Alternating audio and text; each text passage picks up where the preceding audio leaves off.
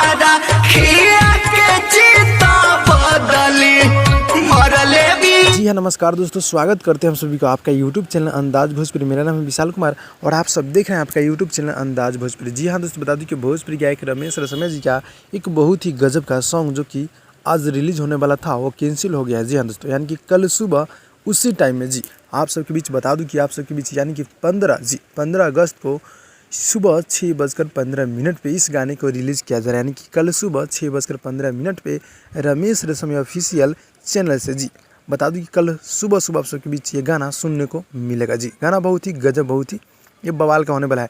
और बता दूं गाना जो है ना मुझे बहुत ही गजब का टाइटल लगा, जो गाने का बोले पिया भइले गुलरी के फूल। जी गाना बहुत ही बवाल होने वाला है। पिया भइले गुलरी के फूल ये गाने को रिलीज़ किया जा रहा है कल सुबह 6:15 पे रमेश रसमिया ऑफिशियल चैनल से। जी गीत को लिखे नितेश ठाकुर जी और म्यूजिक है बड़े भैया चमन सिंह जी के। काफ़ी गजब की म्यूजिक देते रहते हैं जी। तो गाना बहुत ही बवाल, बहुत ही हाई लेवल का होने वाला है। कल सुबह आप लोग इस गाने को सुनिएगा रमेश रसमिया ऑफिशियल चैनल से। जी गाना बहुत ही बवाल, बहुत ही हाई लेवल का होने वाला है। जितने भी रमेश रसमिया जी को चाहने वाले भाई लोग देख रहे हैं और आप लोग पासवान जी को चाहते हैं और इस तरह गाना सुनना चाहते हैं तो हमारे चैनल को आप लोग सब्सक्राइब करके नोटिफिकेशन बेल आइकन को आप लोग ऑल पे कर दीजिएगा। तो भाई लोग चलते हैं अगले वीडियो में, तब तक के लिए जय हिंद।